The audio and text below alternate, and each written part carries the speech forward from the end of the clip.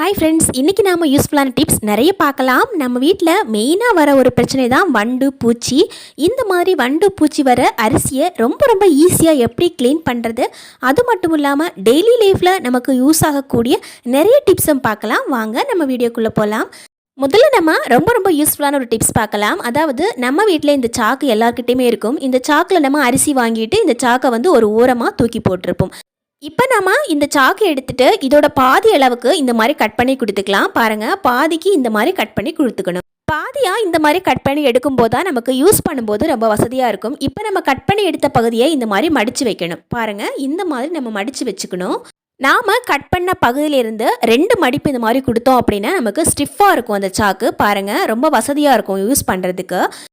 பாருங்கள், இந்த மாதிரி நல்லா மடிப்பு கொடுத்து வச்சுக்கணும். இப்போ நாம் ஃப்ரிட்ஜிலே இதை டெய்லி லைஃப்பில் யூஸ் பண்ணிக்கலாம். அதாவது நம்ம ஃப்ரிட்ஜில் காய்கறி வைக்கிற இடத்துல ஒரு 2 சாக்கு இந்த மாதிரி கட் பண்ணி வச்சுருக்கிறேன்னா, மெயினாக நம்ம வீட்டு ஃப்ரிட்ஜில் இருக்கிற ஒரு மெயின் விஷயம் என்னென்னா, நம்ம காய்கறி வைக்கும்போது நிறைய கவராக வாங்கி கவராக அதை க்ளோஸ் பண்ணி வச்சுட்டே இருக்கணும்.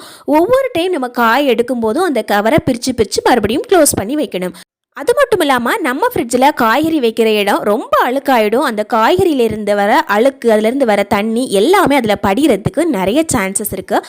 இது பார்த்திங்கன்னா எவ்வளவு காய் வாங்கினாலும் நாம் இந்த மாதிரி அடுக்கி வச்சுக்கலாம். பாருங்கள், ஒவ்வொரு காய்க்குமே இந்த மாதிரி கொஞ்சம் கொஞ்சம் ஸ்பேஸ் விட்டு நம்ம வச்சுக்கலாம். உதாரணத்துக்கு நம்ம பீன்ஸ் வைக்கிறோம் அப்படின்னா பக்கத்தில் கொஞ்சம் பெரிய சைஸ் இருக்கிற காய் வச்சுக்கணும். இதனால் நமக்கு நிறைய ஸ்பேஸ் கிடைச்ச மாதிரியும் இருக்கும். அது மட்டும் இல்லாமல் ஒவ்வொரு காயுமே ஈஸியாக ஐடென்டிஃபை பண்ணி எடுக்கிறதுக்கும் வைக்கிறதுக்கும் வசதியாக இருக்கும்.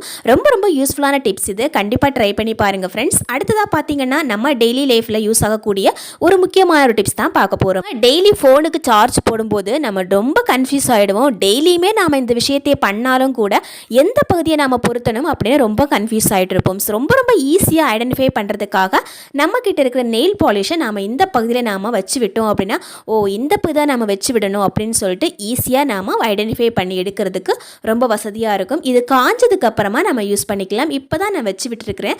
ஸோ இது காஞ்சதுக்கப்புறம் இது போகவே போகாது. டெய்லியுமே நாம் இதை ஐடென்டிஃபை பண்ணி யூஸ் பண்ணுறதுக்கு ரொம்ப வசதியாக இருக்கும். அதனால் ஒவ்வொரு டைமும் நம்ம கன்ஃபியூஸ் ஆகிட்டு இருக்கணும் அப்படிங்கிற அவசியம் இருக்காது. கண்டிப்பாக ட்ரை பண்ணி பாருங்கள் ஃப்ரெண்ட்ஸ். அடுத்ததாக பார்த்தீங்கன்னா ரொம்ப ரொம்ப முக்கியமான ஒரு டிப்ஸ் தான் பார்க்க போகிறோம். நம்ம வீட்டில் நம்ம அயன் பண்ணும்போது ஒரு பிரச்சனை தான். அதாவது நம்ம டெய்லி ஷர்ட்டாக இருக்கட்டும் இல்லை சாரியாக இருக்கட்டும், அயன் பண்ணும்போது என்ன ஆகும் அப்படின்னா நமக்கு அது சீக்கிரமாக ஃபேட் ஆகிடும். அது ஃபேட் ஆகுறது மட்டும் இல்லாமல் நம்ம அயன் பாக்ஸில் இருக்கிற அழுக்கு இருந்தால் கூட அந்த துணியில் ஒட்டுறதுக்கு நிறைய சான்ஸ் இருக்குது. இதுக்காக நம்ம யூஸ் பண்ணுறது பேப்பர். அதாவது நம்ம நார்மல் நியூஸ் பேப்பர் கூட அந்த துணி மேலே வச்சுக்கிட்டு நம்ம அயன் பண்ணும்போது என்ன ஆகும் அப்படின்னா துணிகள் வந்து ஃபேட் ஆகாமல் இருக்கும்.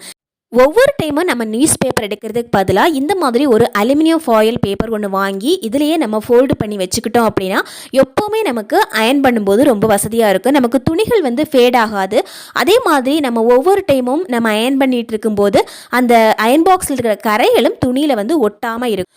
ஒரு டைம் நம்ம வாங்கி கவர் பண்ணி வச்சுக்கிட்டோம் அப்படின்னா எப்போவுமே நம்ம யூஸ் பண்ணிக்கிட்டே இருக்கலாம். திரும்ப திரும்ப அந்த பேப்பர் மாற்றணும் அப்படிங்கிற அவசியமும் இருக்காது. குழந்தைகளோட யூனிஃபார்ம் நம்ம டெய்லி அயன் பண்ணும்போது சீக்கிரம் ஃபேடான மாதிரியும் இருக்கும். ஸோ நம்ம இந்த மாதிரி நம்ம பேப்பர் கவர் பண்ணி வச்சுட்டு நம்ம அயன் பண்ணும்போது யூஸ் பண்ணோம் அப்படின்னா துணிகள் சீக்கிரம் ஃபேட் ஆகாமல் இருக்கும். ரொம்ப ரொம்ப யூஸ்ஃபுல்லான டிப்ஸ். கண்டிப்பாக ட்ரை பண்ணி பாருங்கள் ஃப்ரெண்ட்ஸ்.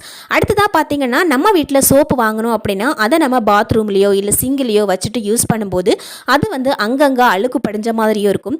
நார்மலாக இருக்கிற அழுக்கு விட சோப்புலேருந்து வர அழுக்கு தான் அதிகமாக இருக்கும். அதாவது அந்த சோப்பு வந்து அங்கங்கே ஒட்டிக்கிட்டு இருக்கும். இதுக்காக நம்ம யூஸ் பண்ண போகிறது நார்மலாக நம்ம வீட்டில் இருக்கிற மூடி தான். இந்த மூடியை நம்ம இதில் ஃபிக்ஸ் பண்ணி வச்சோம் அப்படின்னா சோப்பு அப்படியே இருக்கும். பாத்ரூம்லேயோ இல்லை சிங்கிலையோ நம்ம சோப்பு யூஸ் பண்ணோம் அப்படின்னா இது மாதிரி நம்ம ஃபிக்ஸ் பண்ணி வச்சுக்கிட்டோம் அப்படின்னா சோப்பு அங்கே எங்கே நகராது, சோப்பும் கீழே ஒட்டாமல் இருக்கும். கண்டிப்பாக ட்ரை பண்ணி பாருங்கள். அடுத்ததாக பார்த்தீங்கன்னா ரொம்ப ரொம்ப முக்கியமான ஒரு டிப்ஸ். அதாவது நம்ம டெய்லி லைஃப்பில் ஃபேஸ் பண்ணுற ஒரு விஷயம், நம்ம எவ்வளோ தான் பாதுகாத்து வச்சுருந்தாலும் சரி, சம்டைம்ஸ் நாம் எங்கேயாவது வெளியே போயிட்டு வரும்போது அதிக நாள் கழித்து நம்ம வீட்டுக்கு வரும்போது என்ன ஆகும் அப்படின்னா நம்ம வீட்டில் இருக்கிற அரிசி எல்லாமே வண்டு புழு பூச்சிகள் பிடிச்சி இருக்கும். இந்த அரிசி பார்த்திங்கன்னா ரேஷன் கடை அரிசி தான். இந்த அரிசி வாங்கி கொஞ்ச நாள் அப்படியே ஓரமாக இருந்துடுச்சு. ஸோ இதை நம்ம கண்டுக்காமல் விட்டதால் என்ன ஆயிடுச்சு அப்படின்னா அதில் நிறைய வண்டு எல்லாம் வந்து சேர்ந்துடுச்சு.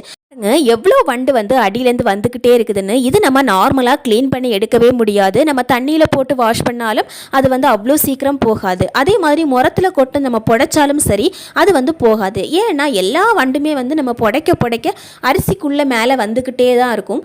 இதை நம்ம ரொம்ப ரொம்ப ஈஸியாக நம்ம க்ளீன் பண்ணி எடுக்கலாம். இதுக்காக நம்ம யூஸ் பண்ணுறது பிளேட். நான் இப்போது ஸ்டவ்வை ஆன் பண்ணி வச்சுட்டு அது மேலே இந்த பிளேட் வச்சுருக்கிறேன். பிளேட்டு பார்த்தீங்கன்னா லைட்டாக சூடாக இருக்குது பாருங்கள். கை தொடுற அளவுக்கு சூடாக இருக்கணும், ரொம்ப சூடாக இருக்கக்கூடாது. இந்த மாதிரி கை தொடுற அளவுக்கு சூடானதும் நம்மக்கிட்ட இருக்கிற அரிசியை இந்த மாதிரி போட்டுக்கலாம். கொஞ்சம் கொஞ்சமாக அதில் போட்டு கொடுக்கணும் பாருங்கள். இப்போ நான் ஃப்ளேம் ஆஃப் பண்ணிட்டேன். ஃப்ளேம் ஆஃப் பண்ணதுக்கு அப்புறமா தான் நம்ம அரிசி போடணும். அதாவது தட்டு சூடானதுக்கப்புறம் இந்த அரிசியை நம்ம போட்டு கொடுத்துக்கலாம். அரிசி போடும்போதே பாருங்கள் கொஞ்சம் கொஞ்சமாக அந்த வண்டுகள் எல்லாம் அங்கங்கே நகர்ந்துக்கிட்டே இருக்குது. நான் உங்களுக்கு செஞ்சு காமிக்கணும் அப்படிங்கிறதுக்காக ஒரு சின்ன பிளேட் எடுத்து இதை செஞ்சு காமிக்கிறேன். சப்போஸ் உங்ககிட்ட நிறைய அரிசி இருக்குது, நிறைய வண்டு பிடிச்சிருக்குது அப்படின்னா ஒரு பெரிய பாத்திரமோ அல்லது பெரிய ட்ரம்மோ எடுத்து அதை சூடு பண்ணி நீங்கள் யூஸ் பண்ணிக்கலாம். அதுலேயுமே நம்ம இந்த மாதிரி செய்யும்போது நல்லா ஒர்க் அவுட் ஆகும். இப்போ பார்த்தீங்கன்னா முழுசாக நான் எல்லா அரிசியுமே இதில் போட்டுக்கிட்டேன். இப்போ நமக்கு அரிசிக்குள்ளே ஒளிஞ்சிருக்கிற வண்டு எல்லாமே வெளியே வருது பாருங்கள். நம்ம லைட்டாக இந்த மாதிரி அரிசி இந்த மாதிரி கிளறி கொடுக்கும்போது உள்ளே இருக்கிற வண்டு எல்லாமே மேலே வந்துடும். அதே மாதிரி அந்த தட்டில் அதால் உட்கார முடியாது. சின்ன சூடு கூட அந்த பூச்சியால் தாங்க முடியாது. இதனால் உள்ளே இருக்கிற பூச்சிகள் எல்லாமே வெளியே ஓடுறதுக்கு ட்ரை பண்ணும். இதனால் நம்ம 80% வண்டுகள் எல்லாமே வெளியே ஓடிடும். கொஞ்சம் ஒரு 20% வண்டு அதிலேயே இருக்கும். அந்த இருக்கிற வண்டு எல்லாமே நமக்கு செத்து போயிடும். அதுக்கப்புறமா நாம் இந்த மாதிரி ஒரு முரத்தில் கொட்டி லைட்டாக புடச்சி எடுத்துட்டோம் அப்படின்னா ரொம்ப ரொம்ப ஈஸியாக நமக்கு அதில் இருக்கிற வண்டுகள் எல்லாமே நம்ம கிளியர் பண்ணி எடுத்துடலாம். நாம் அப்படியே வச்சுட்டு நம்ம புடைக்கும் போது என்னாகும் அப்படின்னா அந்த வண்டு எல்லாமே உள்ளே ஏறிக்கிட்டே இருக்கும். அதாவது அரிசிக்குள்ளே போய்கிட்டே இருக்கும். நம்மளால் அதை அவ்வளோ சீக்கிரம் புடைச்ச முடியாது. வண்டுகள் வந்த இந்த அரிசியை நாம் க்ளீன் பண்ணுறதும் கஷ்டம். அதே மாதிரி இதை புடைச்சி க்ளீன் பண்ணோம் அப்படின்னா அதுவுமே ரொம்ப ரொம்ப கஷ்டம்.